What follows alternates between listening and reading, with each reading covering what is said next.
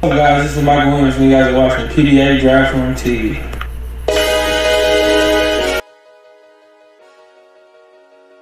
Napapansin po namin na 88% ng aming viewers ay di pa nakasubscribe.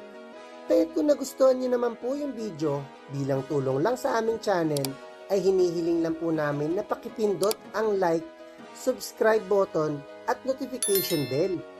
Maraming salamat mga ka-draft room! Welcome back po mga ka-draft room. Every draft, ang inaabangan natin ay mga overseas players na sumali na sa draft. Pero maliban sa mga KBL at Japan B-League players, ay gusto na din nating may mga surprise PIL-AM na former NBA G-League players ang sumali sa draft na kadalasan ay mga surefire top 5 pick. Gaya nila Mikey Williams at Stephen Holt.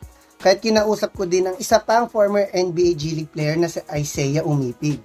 Sa aking panayam kay Isaiah ay nabanggit nito na currently ay naglalaro siya sa Kosovo, ang pang-10 bansa na niya bilang isang import. Kaya tinanong ko siya kung interesado pa ba siya sumali sa upcoming draft. At sinabi naman niya na interesado pa din siya. Tinanong niya din kung hindi na daw ba mahigpit ang requirements para sa mga PhilAm. Sinabi ko naman na kaya madami na ang sumali sa last draft dahil Philippine passport na lang ang kailangan para sa mga Phil foreigners. At nag-react lang siya ng puso. Nakita ang interest na talaga maglaro na siya sa PBA.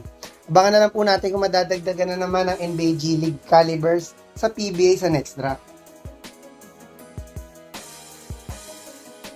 Hanggang sa susunod na lang mga ka-draft room.